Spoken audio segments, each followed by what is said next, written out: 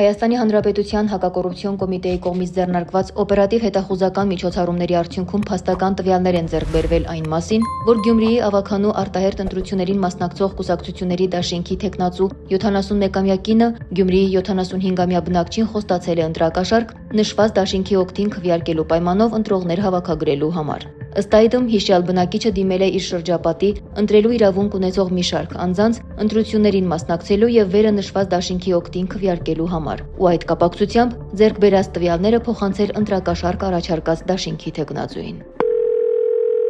Ազիզ, Էդիկ հերոգ խոստին, հա, դուք լավ եք։ Լավ ենք, ինքան լավ ենք, որ առանց բռնել կեսանք կրենք բերենք։ Հնարավոր բացահայտումից զերծ մնալու համար վերջիններս խոսել են քողարկված ձևով, ընտրողներին անվանելով դասարանցիներ, իսկ դասերից չբացակայել ասելով նկատի ունենալով ընտրություններին մասնակցելը։ Մեծ դասարանի երեխեքին դերտամ տեսնի այսօր։ Հազար։ Լավ։ Հասկացած, ով դասերից կբացակայեն։ Վայ, Լավ,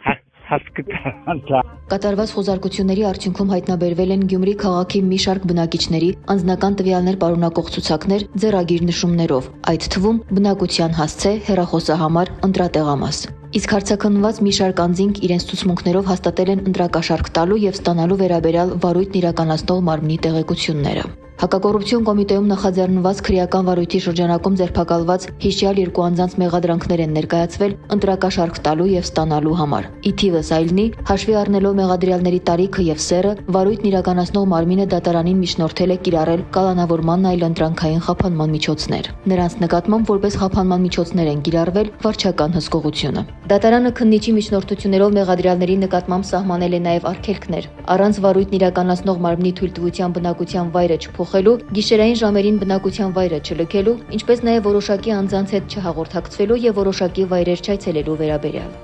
Քրեական վարույթով նախաքննությունը շարունակվում է։ Հակակոռուպցիոն կոմիտեի կողմից ձեռնարկվում են անհրաժեշտ միջոցառումներ նշված դեպքի բոլոր հանգամանքները պարզելու եւ դրանցում ներգրավված անձանց հստակ շրջանակը բացահայտելու ուղղությամբ։ Ծանուցում հանցագործության համար մեղադրվողը համարվում է անմեղ, քանի դեռ նրա մեղավորությունն ապացուցված չէ Հայաստանի Հանրապետության քրեական դատավարության օրենսգրքով սահմանված կարգով դատարանի օրինական ուժի մեջ մտած դատավճռով։